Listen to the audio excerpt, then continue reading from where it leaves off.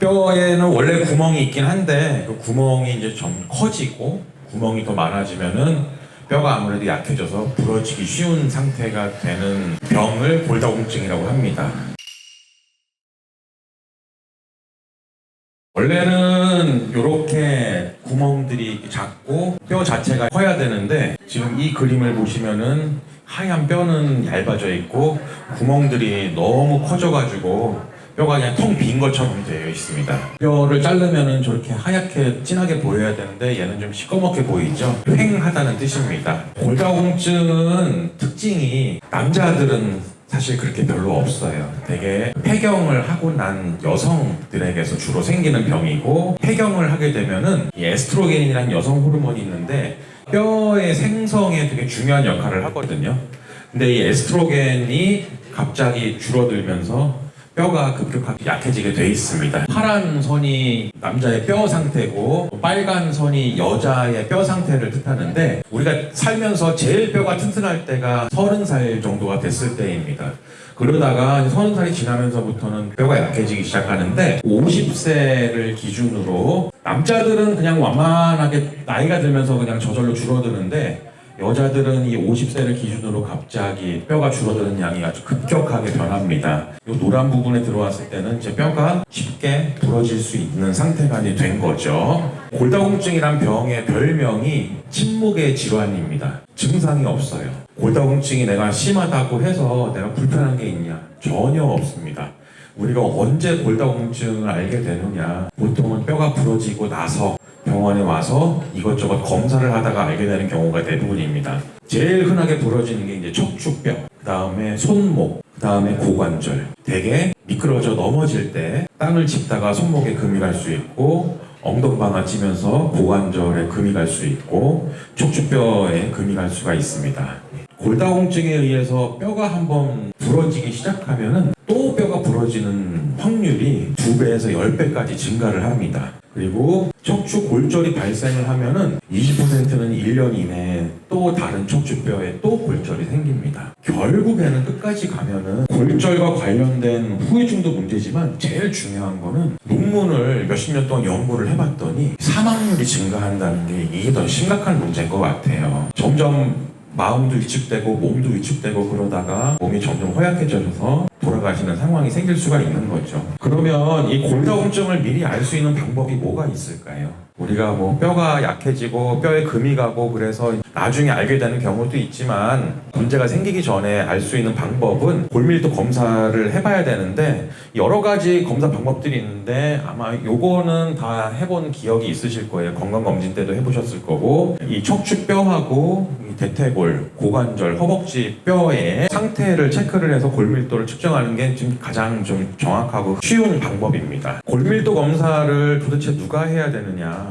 평균적으로 65세 이상 여성분들, 그리고 70세 이상 남성분들, 젊은 나이에 폐경이 오신 분들, 저체중이거나 그러니까 마르신 분들, 그다음에 예전에 뼈가 한번 부러져 본 적이 있는 환자분들, 그리고 고위험 약제를 복용하는 폐경 이완기 여성, 그다음에 50세 이후에 뼈가 한 번이라도 뭐 부러졌던 분들은 검사를 해보는 게 좋고요. 그다음에 골다공증을 유발할 수 있는 질병이나 약제를 복용하는 경우, 그다음에 여성 호르몬 치료를 중단한 폐경 여성, 뭐 어쨌거나 중요한 거는 폐경하신 여성분들이 검사를 해야 된다는 게 사실 제일 좀 중요한 내용인 것 같습니다. 골밀도 검사를 하면은 뭐 표가 복잡하게 여러 가지 내용들이 나오는데, 의사들이 대부분은 딱 한 가지에 대해서만 얘기를 해줍니다. T 값이라는 게 수치가 나오거든요. 점수가 쭉 나오는데 제일 낮은 점수 하나만 알고 계시면 돼요. 마이너스 1.0보다 높으면 정상입니다.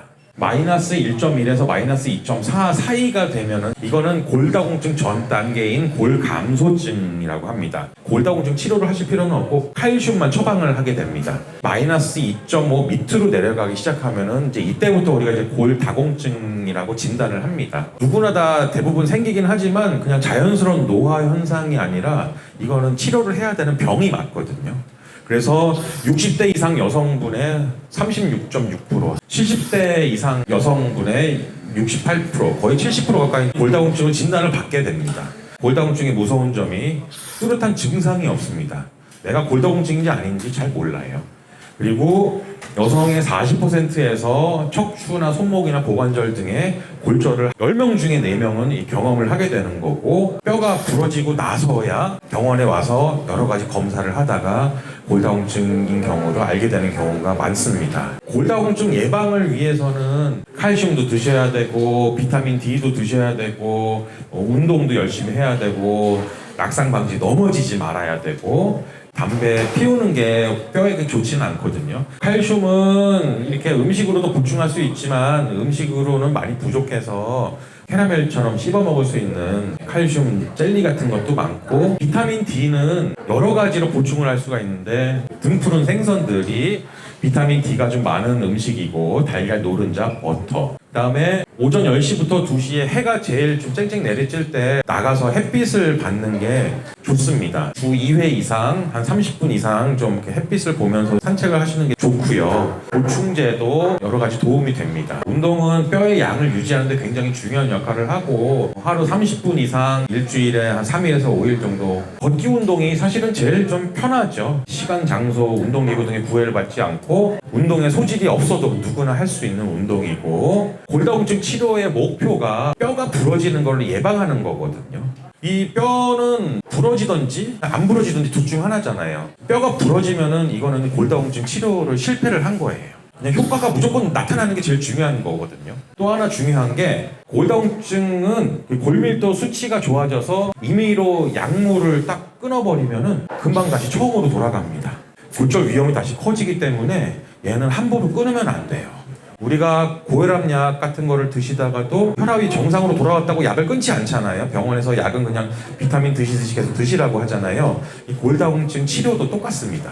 허벅지나 고관절이나 척추에 골절이 있었던 분들, 그리고 골다공증이 진단되신 분들, 그 다음에 골다공증 전 단계인 골감소증을 진단을 받으셨지만 뼈가 부러진 적이 있었던 분들은 골다공증 약물 치료 대상이 된다고 보시면 됩니다. 지금은 크게 두 가지라고 보시면 되거든요.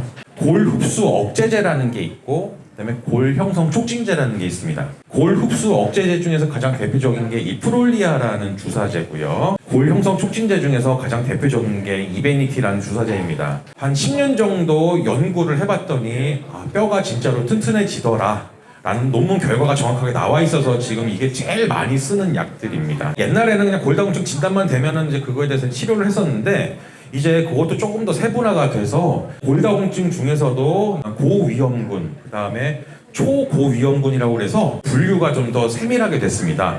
일반적인 고위험군은 척추뼈나 고관절에 금이 간 적이 있거나 골밀도 값이 마이너스 2.5 이하이거나, 이게 보통 우리가 알고 있는 골다공증 진단이거든요. 근데 거기에 최근에 하나가 더 생겼어요. 초고위험군. 1년 안에 척추뼈나 고관절에 골절이 있었던 경우, 그 다음에 골다공증 치료를 하는 도중에 뼈에 금이 가는 부러지는 경우, 골다공증 치료가 실패를 한 거죠. 그 다음에 뼈가 여러 군데 부러지거나, 또는 무슨 다른 지병이 있어서 스테로이드를 가끔 와서 주사 맞는 거는 별 문제가 안 되는데, 이제 이 지병 때문에 어쩔 수 없이 막 1년 내내 약을 드셔야 되는 분들이 계세요. 그런 분들은 장기간 동안 스테로이드를 쓰는 도중에 골절이 발생하면 뼈가 많이 약해지는 거거든요. 초고위험군이고, 그 다음에 이 T 값이 아까 마이너스 2.5 미치면 골다공증이라고 그랬는데 마이너스 3.0 아래로 내려가시는 분들도 초고위험군이 되겠습니다. 고위험군에서는요, 가장 요즘에 대표적인 치료제가 상품명이 이제 프롤리아인데,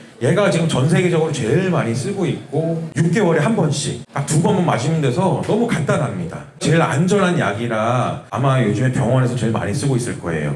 이게 미국 골다공증 학회에서도 골다공증 환자들한테서는 1차 약으로 쓰라고 권고를 하고 있습니다. 그러니까 제일 좀 안전하고 효과가 좋다는 뜻입니다. 초고위험군 환자들에서는 상품명이 이제 이베니티라고 합니다. 골 형성을 촉진시켜주는 역할을 하기 때문에 뼈가 진짜로 좀 자랍니다. 한 달에 한 번씩 1년에 12번을 맞습니다. 그리고 12번을 맞고 난 후에는 프롤리아로 변경을 해서 다시 이제 치료를 계속 해나가시면 됩니다. 전 세계에서 점점 좋은 약들이 나오긴 하는데, 그렇다고 해도 아직 뼈의 노화를 막을 수 있는 방법은 없습니다. 이게 제일 중요한 점이고요. 골다공증 치료는 골다공증에 의한 골절을 막는 것이 치료의 핵심이거든요. 그래서 지속적으로 치료를 이어나가는 것이 중요하고, 골밀도 수치가 검사를 했는데 마이너스 2.5 위로 올라가서 마이너스 2.2, 마이너스 2.1이 되면은 사실은 굉장히 기분은 좋은데 그렇다고 치료를 딱 중단하면 안 돼요. 지속적인 관리가 필요하기 때문에 골다공증 치료를 받고 있었으면은 이게 골밀도 검사를 했을 때 마이너스 2.0까지는